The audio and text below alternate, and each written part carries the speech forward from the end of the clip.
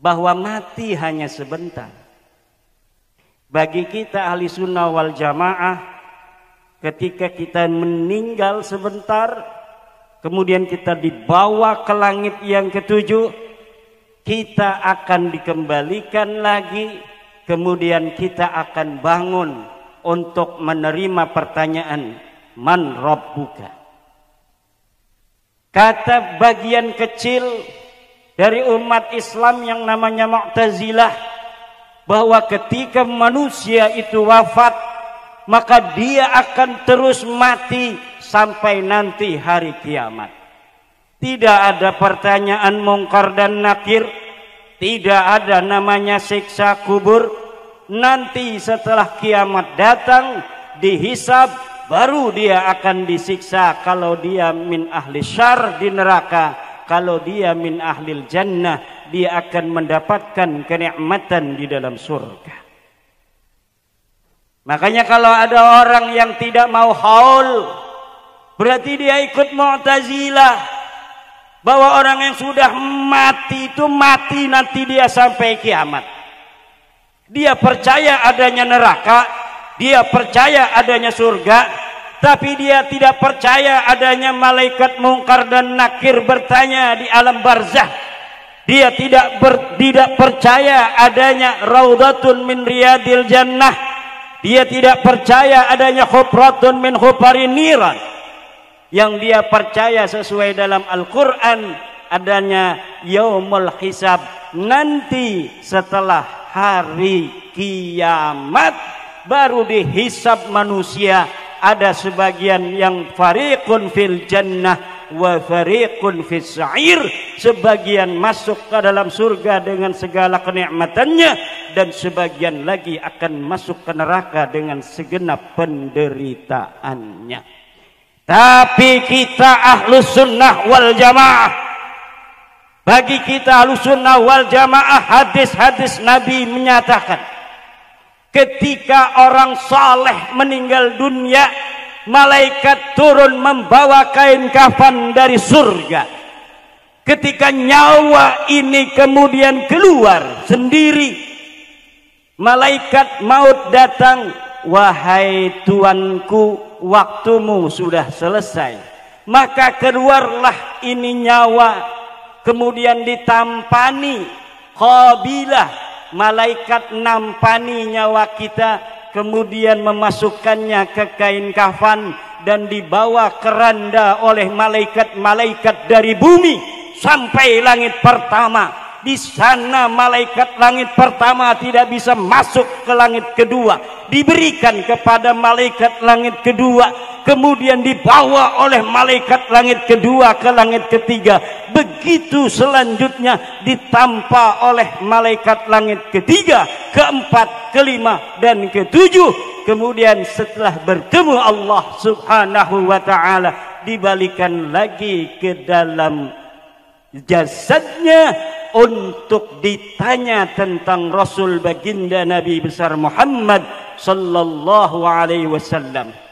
Kata malaikat, man hadar rajul, siapa laki-laki ini? Orang yang suka bermarhaban ketika melihat wajah baginda Nabi, dia akan berbahagia. Hada jaddul Husaini, marhaban ya nuraini. Langsung tidak lagi dilanjutkan man rabbuka wa man nabiyyuka wa ma qiblatuka. Tapi bagi orang-orang yang tidak kenal kepada Nabi Muhammad, man hadar rajul, ia tidak pernah bermaulid, ia tidak pernah bermarhabah, ia jarang bersolawat di hari Jumat ketika menunggu adzan Jumat. Bagaimana dia menunggu adzan Jumat membaca solawat 1000 kali, orang datangnya juga ketika khatib turun dari mimbar, dia masuk kemudian sholat Jumat. Betul tidak? Banyak yang begitu. Makanya para hadirin hadirat di dalam ahlu sunnah wal jamaah, kemudian dilanjutkan ketika seseorang itu merupakan min ahlil khair, maka dia akan dimasukkan oleh Allah raudhatan min riyadil jinan, dalam satu taman seperti taman-taman surga. Dia belum masuk surga, tapi sudah dimasukkan ke dalam satu taman surga. Ibu pernah ke taman safari? Wajah-wajahnya belum pernah ini. Bayarnya 150.000, mahal. Kita pengen masuk ke taman safari saja, bayarnya sekali masuk 150.000. Ini kita orang Banjarsari nanti nunggu kiamat, kadang 1000 tahun, bisa jadi 2000 tahun, bisa jadi 1 miliar tahun. Itu setiap hari. Kana fi raudhatin min riyadil jinan, tanpa bayar sampai kiamat. Alhamdulillah. Yang penting ibu-ibunya suka ngaji begini. Jangan pulang kalau sebelum selesai acara. Sebelum doa jangan pulang. Insya Allah ini tidak pulang. Kenapa? Apakah karena cinta kepada baginda Nabi? Cinta kepada ulama? Bukan. Kenapa? Ada door prize.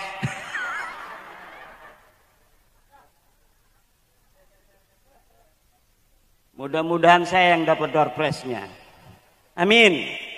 Nih ibu-ibu lagi begini nih, mati. Ini kan lagi nuntut ilmu, matinya masuk surga. Man mata fi thalabil ilmi mata syahidan.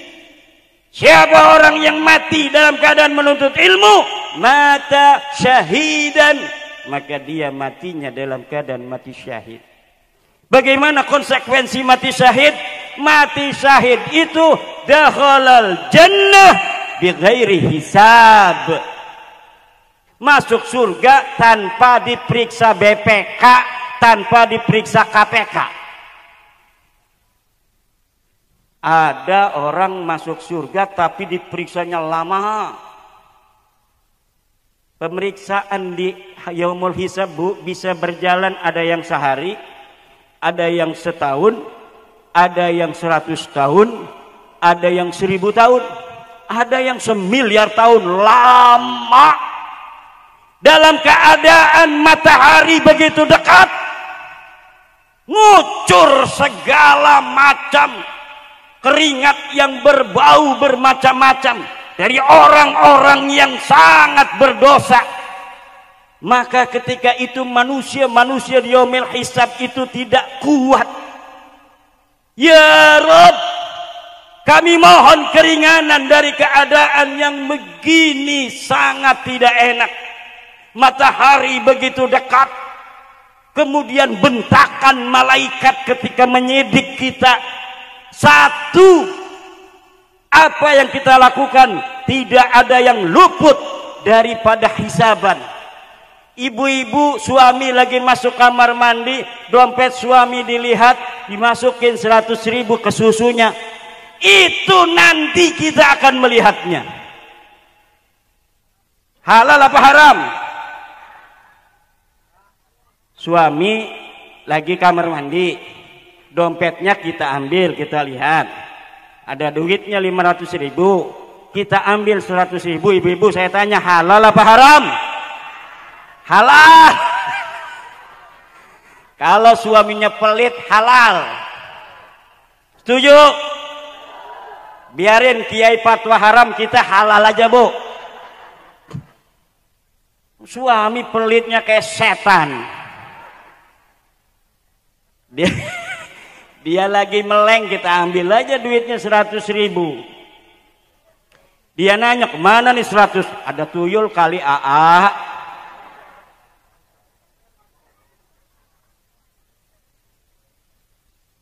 Di yaumil hisab datang mereka ke Nabi Adam. Ya Nabi Allah Adam, ya Abal Bashar, isfa' lana, syafaati kami. Sagalatni umuri, tidak, aku sibuk dengan urusanku. Datang ke Nabi Sis, kadzalika. Datang ke Nabi Nuh, kadzalika datang ke Ibrahim, kadzalika datang ke Nabi Ismail, kadzalika datanglah kepada Nabi Muhammad. Nabi Muhammad memiliki asy-syafa'atul uzma. Man hiya syafa'atul uzma? Syafa'atun fi yaumil hisab linuqsanil ahwal. Syafaat yang diberikan oleh Nabi Muhammad untuk seluruh umat manusia dari zaman Nabi Adam sampai nanti hari kiamat. Untuk apa? Linuqsanil ahwal, untuk mengurangi berbagai penderitaan di yaumil hisab. Kemudian Nabi Muhammad mengangkat tangannya, isfa' ya Rabb li hadhil ummah kullihim. Kemudian direnggangkan ini matahari yang begitu dekat, diangkat oleh Allah. Kemudian rada adem, malaikat yang membentak ketika dia ini memeriksa kamu, itu mengurangi bentakannya. Itu disebut dengan asy-syafa'atul uzma. Baru nanti ibu dan bapak ketika sudah selesai hisab, di sana ada mizan. Ma huwal mizan? Mizan adalah timbangan. Mizanun haqiqiyun la takhayyuliyun. Ini adalah mizan hakiki, timbangan benar. Kelihatan timbangan itu. Setiap manusia amalnya akan ditimbang. Besar sekali timbangan. Wa kullun nasi yanduru ila hadal mizan. Setiap orang bisa melihat ketika amal kita ditimbang. Kalaulah besar, lebih berat amalan kebaikan kita, maka kita kemudian akan dimasukkan ke dalam surga melalui sirat. Apa itu sirat? Sirat adalah jembatan. Jembatan bainal mauqif wa bainal jannah wa bainahuma narun. Hada mauqif wa dzalika al jannah wa bainahuma narun. Hada sirat, siratun hakikiyun, jembatan hakiki. Dari besi jembatannya. Kenapa jembatan itu disebut jembatan hakiki? Karena sirat yang majaz ada di dalam dunia, wahwa dinul Islam. Hada sirat, siratul ladzina an'amta alaihim ghairil maghdubi alaihim waladdallin. Tetapi nanti sirat di yaumil hisab kelihatan jembatan benar. Jembatan benar. Cuma jembatannya ini tergantung amal ibadah kita. Ada yang terasanya jembatannya ini sempit, tapi dia bisa jalan. Ada yang terasa lebar, dia bisa berjalan dengan berlari begitu kencang. Ada yang jembatannya terasa sangat tipis sekali. Wa fi riwayatin, bahkan dalam satu riwayat, seperti rambut yang dibelah 7. Walau kana hadal hadis dha'ifan, walaupun hadis ini hadis dhaif. Orang-orang yang beramal seperti para syahid, ini yang hari ini akan mati syahid. Kalau mati lagi belajar begini, man mata fi talabil ilmi mata syahidan. Itu tanpa hisab, tanpa ngelewati sirat, harus jalan di jembatan, tapi dia kalbarkil khatif, sudah ada di dalam surga. Itu adalah untuk orang-orang yang mati syahid. Di antara mati syahid, orang yang mati dalam keadaan menuntut Kalau anak ibu lagi mondok, kemudian di pondoknya kepleset meninggal, itu sudah jelas kalau mati syahid. Kalau tidak percaya setelah 8 tahun bongkar kuburnya, maka akan dia itu utuh seperti semula. Kenapa? Mata fi talabil ilmi. Maka di Cilegon tahun kemarin ada 40 orang kampung nggak tahuan kiai. Pas mau dibikin jalan tol, ketika dibongkar itu makam mau dipindah, masih banyak yang utuh. 40 orang lebih masih utuh, padahal dia bukan kiai. Kenapa? Mungkin dia termasuk dalam keadaan meninggal dalam syahid. Orang mati syahid lagi kalau meninggal lagi ngelahirin, ibu-ibu ngelahirin, meninggal, mata syahidan, matinya mati syahid. Mati kena covid, mata syahidan. Kenapa? Hina mati covid itu, pakai peti, pakai plastik, betul tidak? Di dalam pandangan Allah ini kemuliaan.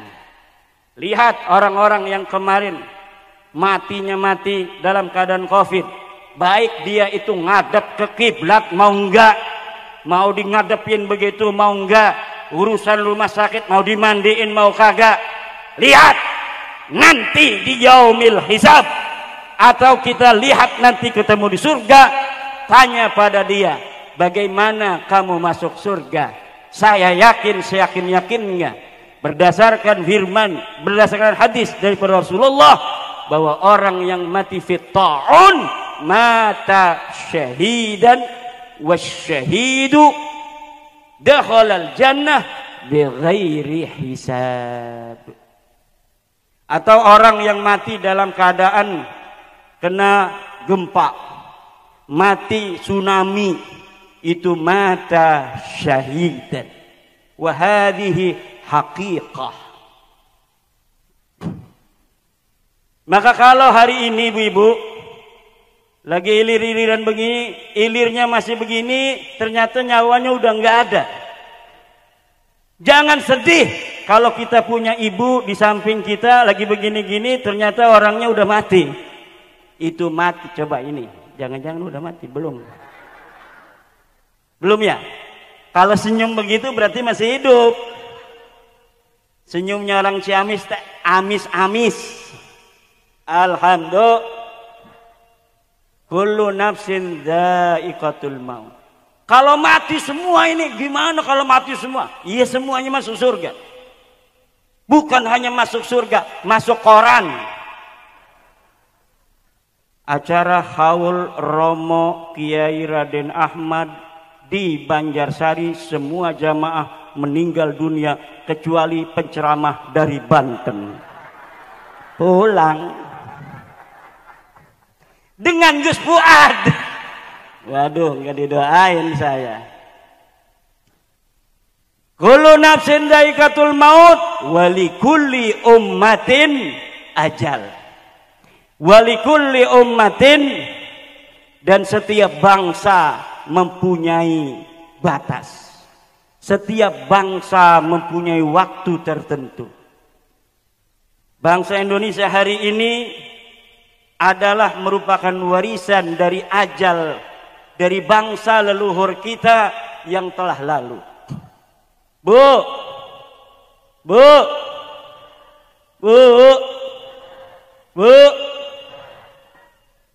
ini dulu Indonesia kita, ada pulau Kalimantan, ada pulau Sumatera, ada pulau Jawa.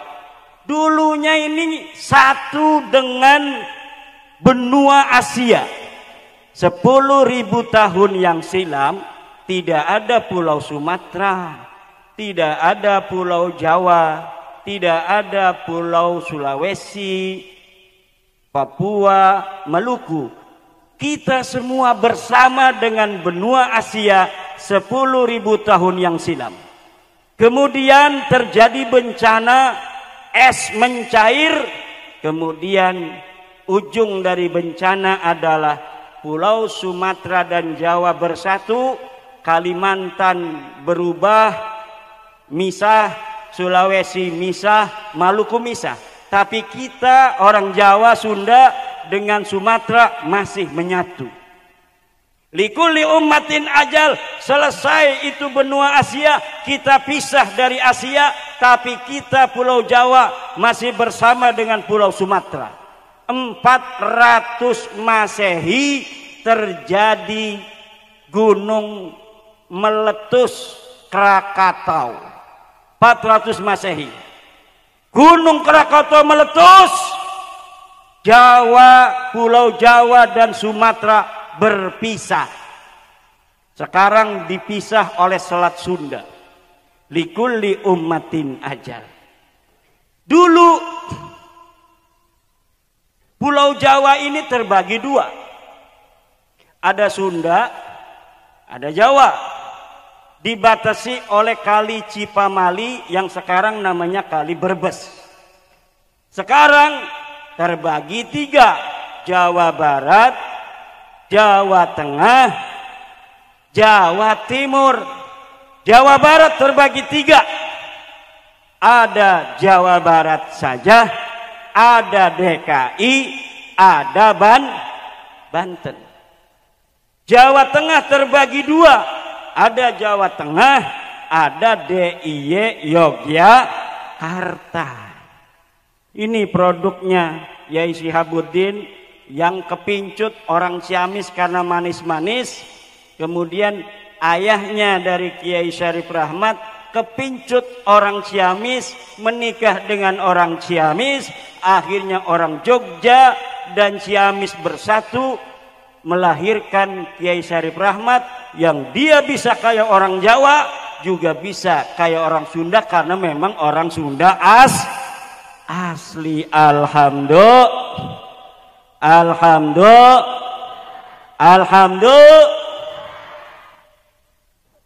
Likulli ummatin ajal.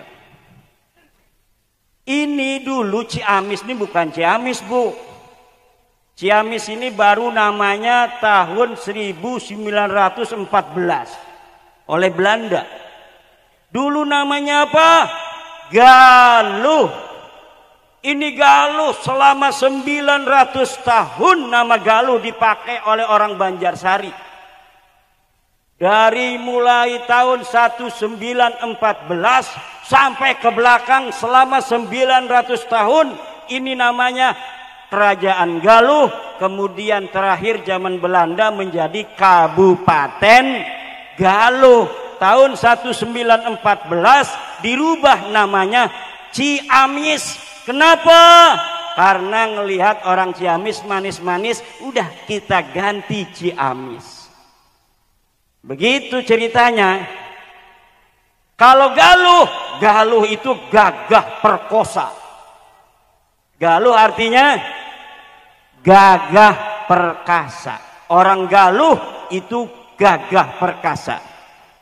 Belanda takut orang Galuh yang keturunan para raja Write Kandayun untuk memberontak kepada Belanda.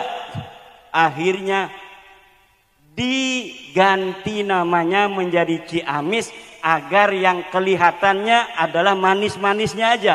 Padahal di balik manisnya orang Ciamis ada jiwa kesatria yang diturunkan dari raja-raja Tarumanegara. Dulu kerajaan kita ini cuma satu di Pulau Jawa. Namanya Kerajaan Salakanegara. Di Jawa Barat ini Salakanegara 300 tahun hancur. Kemudian menjadi Tarumanegara. Tarumanegara 300 tahun hancur. Jadi dua Tarumanegara. Dibatasi oleh kali di Citarum. Sebelah sana namanya Galuh sini.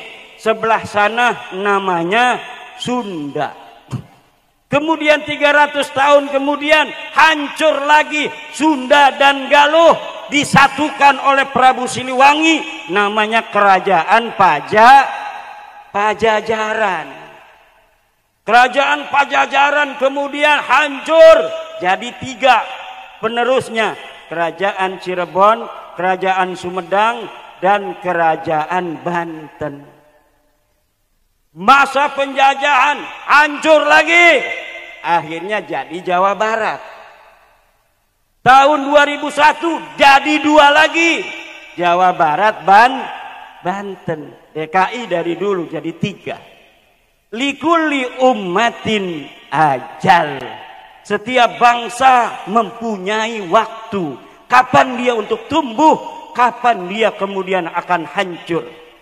Kita minta Indonesia ini kepada Allah, agar Allah tidak hanya umur Indonesia ini seperti Tarumanegara yang 300 tahun. Kita ingin Indonesia ini dalam keindonesiaan kita beribu-ribu tahun yang akan datang. Amin ya Allah ya Rabbal. Kita ingin Indonesia ini ada yang terdiri dari 17.000 pulau, 700 bahasa, 1.400 suku bangsa yang dipisahkan setiap pulaunya oleh lautan, itu disatukan selama-lamanya oleh Negara Kesatuan Republik Indonesia. Dengan barokah haul pada hari ini, haul Romo Raden Ahmad bin Raden Romli, moga-moga Allah memberikan keberkahan untuk kita semua, bangsa Indonesia dari Aceh sampai Papua, mudah-mudahan tetap bersatu. Besok 2024 Capres semuanya biasa-biasa saja, rutinan tahunan. Pilih yang Anda suka. Anda pengen melihat Indonesia seperti apa, kemudian Indonesia seperti itu, kira-kira siapa yang bisa mewujudkannya? Kalau kata Anda itu Anies, pilih Anies. Kalau itu Ganjar, pilih Ganjar. Kalau itu Prabowo, pilih Prabowo. Biasa-biasa saja. Nanti kalau kita tidak suka 5 tahun itu pada presiden yang kita kalah, kita pilihannya, tunggu 5 tahun lagi, jangan dipilih lagi. Begitu-begitu saja. Wallahu wal muwaffiq ila aqwamit thariq. Wassalamualaikum warahmatullahi wabarakatuh. Assalamualaikum.